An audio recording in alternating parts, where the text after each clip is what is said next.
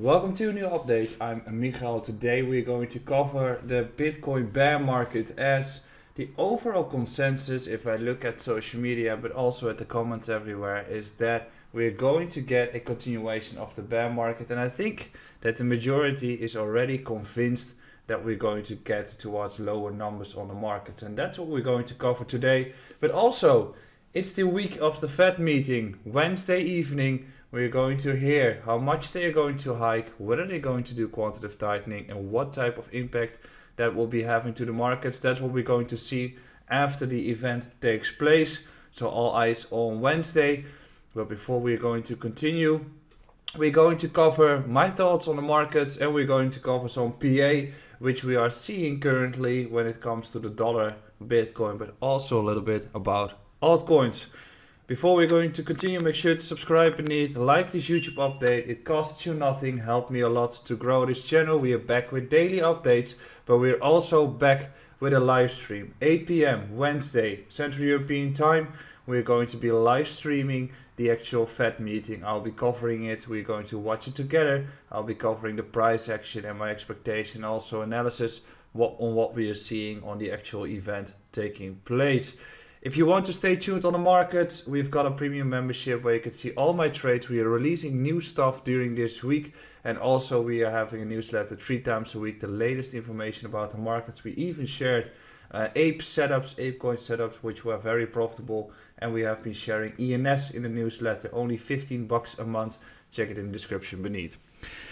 When we're looking at the markets, there is a few conclusions that we can draw, which we have been doing previously too. The first conclusion is that the dollar is showing massive strength. The second conclusion is that when the dollar shows strength, risk on assets like equities and also crypto, which is still a risk on asset, will not do well. At this point at least. There are a few examples that it can still do well when the dollar is showing some strength. But in this case, in the past 6 to 7 years, when the dollar shows strength, Bitcoin is showing weakness. That's the case currently. What we also know is that there will be a Fed meeting on Wednesday. And the Fed meeting expectations have been released 2 weeks ago, in which they are expecting to raise it by 50 bips, which is a double hike. And they are expecting to use quantitative tightening because of the high inflation numbers. That is what is expected, and that's the overall consensus on the markets right now. And what the markets usually do with such an event is that they overreact to the other side. So if there is such a, let's say bearish argument, or at least bearish event taking place, the markets tend to move towards the other side of the equilibrium while the mean is actually here. So the market might be moving here, where some bearish event takes place, then it shoots down towards an overextended move to the downside, and then it bounces back towards the mean. So if the Fed meeting is going to be exactly as what they are saying, the chances that we're going to be bouncing back up with risk on assets are significant. And the chances that the dollar is going to drop down is significant too, because the expectations are already priced in, but overpriced in at this point because of the extreme fear in the markets. Now, the Bitcoin bear market continuation, could that still be happening? Yes. But in that case, we should be looking at the markets in the price action instead of me just talking, as you can see a lot of tells or a lot of intel from the charts itself.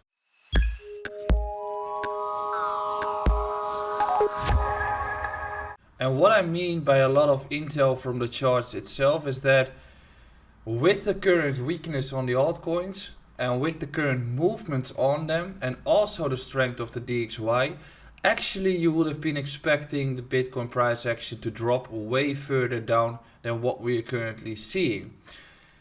Next to that, we also have the current sentiment on the markets, which is comparable to what we see in 2018. And why is it comparable to 2018? Because what the people on social media are in altcoins. So retail is having a hard time. The altcoins have been dropping down massively, and that's what we're going to cover in a little bit. But that's showing some signals that might be getting towards the lows already. But the good point here is that the DXY is showing so much strength at this point, and the Bitcoin price action is not even down 50% plus. we are currently down approximately 40%, which can say two things. One, we could still be dropping down a lot. Imagine if the Fed is going to hike more, probably that's going to cause some more fear on the markets, and that is going to push the prices even further down with the Bitcoin. However, the expectations are already that we're going to drop down even more. So you could argue that where is the pain at this point might not be on the bottom anymore. It might actually be on the upside, as the expectations are from the mass that we're gonna go down even more and that the crisis already starts. And the crisis never starts when the majority is expecting it. Yes, we're getting close towards one, but you never ever get it when the majority is expecting it to be taking place. So are we actually seeing a trap towards the downside, after which we can continue with doing 1.5 to 2 years of bull before the actual crisis starts? That is something that I'm currently debating, and that is also why I think that the actual event of the Fed could be a sell the rumor, buy the news event. And we also know that things like ApeCoin, for instance, has been a sell the rumor, buy the rumor, sell the news event, in which people were buying the asset for the land sale, and it has dropped massively since. So now when we're looking at the DXY, we can see the price action being comparable on the indices too. The DXY is showing this strength. We can conclude that when the DXY continues to do this strength, we can argue that Bitcoin is not going to continue moving heavily upwards, right? So if this one continues to trend up like we have been seeing in 2014, you can actually argue that we will not be getting, let's see, we can just get the Bitcoin price action here. So when I'll just put it on log, wait a second. So if we are looking at Bitcoin USD and we compare it towards the dollar at this point, we can actually argue that this price action is always comparable, the correlation always the same. So what we are seeing in this chart is the DXY, which has been running up massively, as we can see here in 2014. We can also see that during that period, the Bitcoin has been dropping down and risk on assets overall have not been doing well. If you look at the indices, it shows the exact same. Sideways period, Bitcoin sideways period, not really making new all-time highs. The dollar shooting up, still sideways period. And the actual breakout above the all-time high took place when the dollar starts to drop heavily. So that's when Bitcoin started to run significantly. Since the actual top took place, a delayed indicator showed that the DXY was ready to bounce upwards. In that entire period of the DXY running upwards, Bitcoin has been in a bear market, didn't create a new all-time high. But what do we see here? Peak of the DXY during the March Corona crash, Bitcoin making a massive low. So yes, the BitMEX engines were doing bad at that point, but the drop has been in relationship with the DXY. Sideways consolidation, and after that a breakout up when the DXY was showing weakness. Now we already know that since the peak high of Bitcoin, the DXY started to show strength, not really resulting into any big price action of Bitcoin. The only thing that's different in this entire picture is the fact that during this strength of the DXY, Bitcoin has dropped 85%.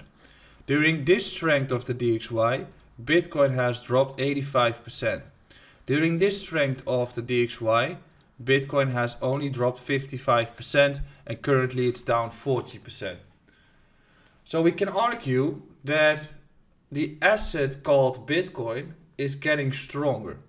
So yes, we could be having a continuation of the bear market in which we are going to have further drop downs. Then you're also arguing that the DXY is continuing to show strength. But knowing the fact that the hikes are already implied, and also knowing the fact that the hikes are going to cause additional weakness on companies with their loans and the debt levels of the country itself, it might make sense that they will not be continuing to hike even more, especially when the inflation is going to get any pushback. In that case, risk on asset can continue moving, and we should also be arguing or waiting for the ECB and China to see what they are going to do. But right now we are seeing this implied strength, and I think that the dollar is getting into a period where it's getting done of that move, in which we're getting close towards reversal on the dollar. So the Bitcoin bear market can continue. And if we're looking at the price action itself, we can definitely say, okay, we've got a crucial level that we're holding on to, which is this entire zone around 37k. We've also got a crucial breaker on the upside, which is the level around 44.7 and 42k. This is approximately the range that we're acting in. If we lose this support and the volume starts to kick in, which might be a chance, what level can we actually be bottoming out when it comes to Bitcoin price action? I think this is the level that we should be watching, and then second 25k. I do not believe we're going to test 20k. Why? I think that everyone wants to buy there, and because everyone wants to buy there, we'll never be hitting it, or we'll be slamming through it. So in this case, we are looking at 30k and we're looking at 25k. But the lower one is another drop of 40%. And I debate whether we're going to get that drawdown, especially since we are seeing altcoins dropping down 85 to 90% already. So the altcoins are already showing the weakness that we have in the markets right now. The altcoins already tell us that people are feared, and altcoins have been into a bear market for approximately a year already. FTM is down 80%. Chainlink is down approximately 90% even. 80% exactly too.